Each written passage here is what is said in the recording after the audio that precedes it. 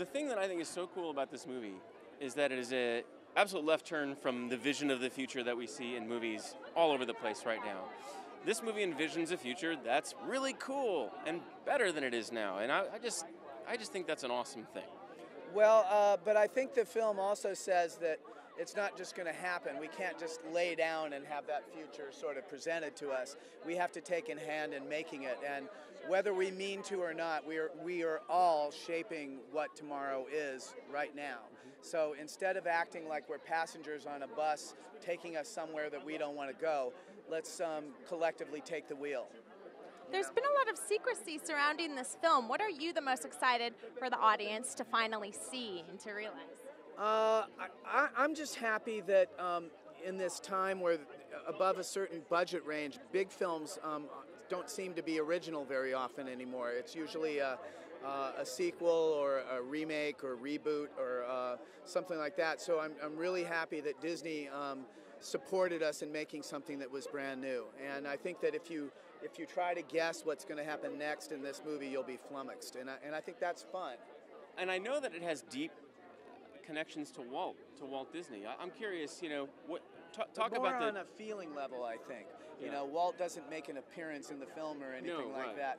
But I think it's about the way he looked at the future. He knew that it was a big task, but he was excited about it. You know, for him, the future was fun and it was interesting and it was something to be jumped into with enthusiasm, and I love that.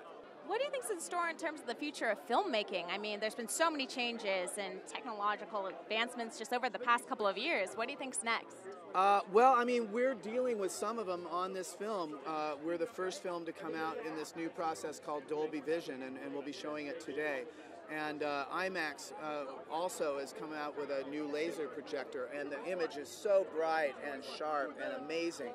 So I'm really enthused about the future. It's good news, man.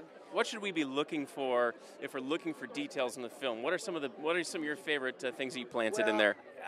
I think the big go-to is there's a scene that takes place in a sort of a sci-fi collector store. Nerd shop. Yeah, a nerd shop. But it's not forced, but it's a chance to do every bad or good movie that you love from 60 years of stuff and play with it, and in a way that isn't forced. So it was a chance to kind of bombard people with a lot of movies and comic books and TV shows that you love. Awesome. So you had a lot of challenges with this film, with establishing a backstory and telling the present-day story and going to a whole nother world as well. I'm sure there are a lot of things that ended up on the cutting room floor. What didn't make it to the big screen that you would like to have?